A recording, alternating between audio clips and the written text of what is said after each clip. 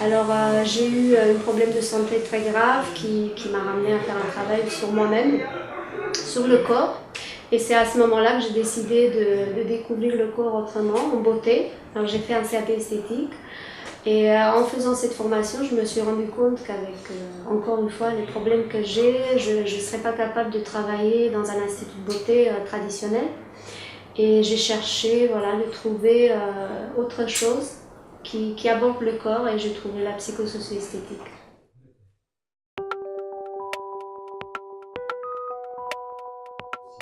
Alors pour moi, un emploi salarié dans ce métier-là, c'était difficile à concevoir.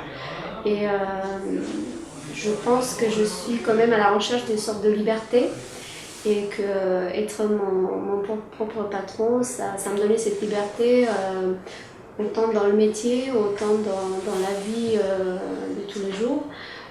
Il faut savoir que être entrepreneur, c'est assumer beaucoup de choses, mais qui sont plaisantes aussi, qui nous apprennent et nous mettent une sorte de stabilité dans le quotidien aussi.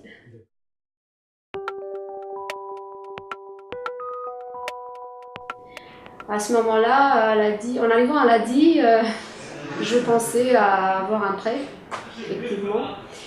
Et j'ai eu beaucoup plus car il y avait une écoute et une attention donnée à mon projet.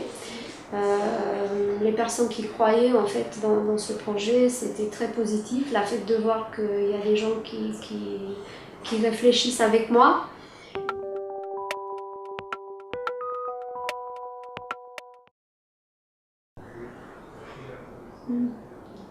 Je vais en même temps.